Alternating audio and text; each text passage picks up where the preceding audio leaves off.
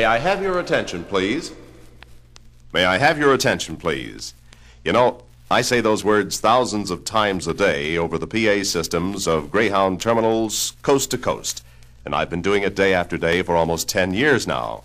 This is Jack Kerry, and I'm pleased to step out of my anonymous role for a while to speak to those of you who come in personal contact with our public. To millions of our patrons, I may be the voice of Greyhound, but you are the real, live, on-the-spot representative of our whole Greyhound family. So in great measure, it's on your shoulders that the nature of our public relations rests, for good or bad. Now, certainly we're all interested in the best possible relationship with the traveling public, which means not only in those areas where we're particularly skilled, but also in that extra little bit of effort, that personal touch, sort of above and beyond the call of duty. You know what I mean. So I'll get right to the point. I'm an announcer, and you're a driver. A fine one, I'm sure. Now, I'm not about to try something silly, like telling you how to drive, but perhaps I could pass along some announcing tips to you. As a matter of fact, I've been asked to do just that, to record examples of what you should sound like when speaking to passengers on your bus. Now, I think an assignment like that could be a magnificent failure if you didn't accept the effort in the spirit in which it's offered.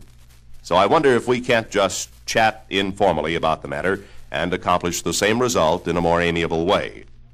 Now, as regards what you say in your announcements, that's a matter of standard operating procedure, and reminder cards listing the subjects to be covered are readily available to you.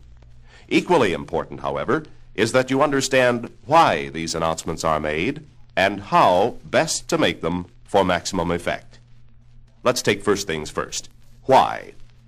It's quite apparent that they're meant to be informative, but of far more importance is the fact that they're always tied to making our passengers safety conscious without being unduly obvious about it.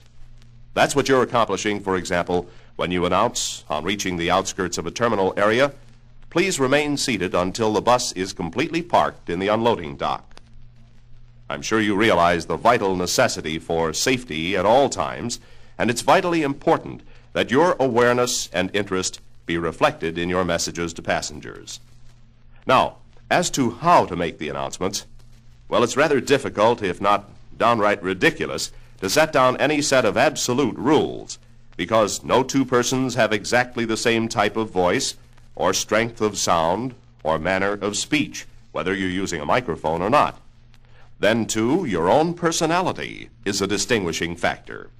However, I think the best advice is to consider the microphone a tool, an instrument of assistance, sort of like automatic transmission or power steering, something which makes it easier for you to accomplish what you're trying to do. In this case, to speak in an intelligent, pleasant, understandable manner.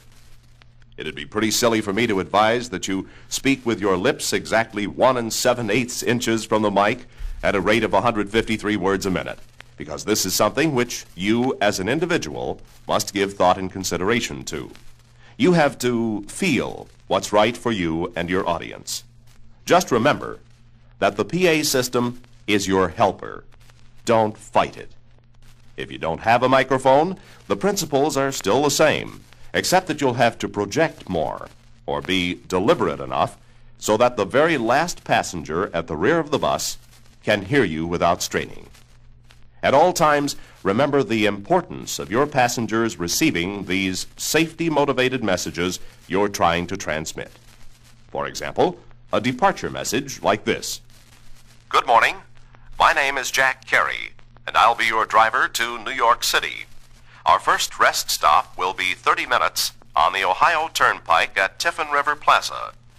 For your safety, please do not place anything in or remove anything from the overhead racks while the bus is in motion.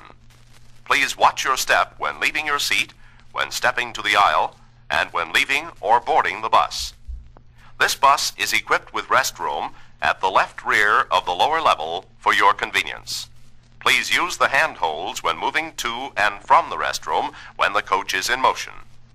We'll be in city traffic for about 15 minutes, so please remain seated during this time. If the temperature needs adjusting, or if you need assistance, just call on me. Thank you." Well, I guess that just about does it.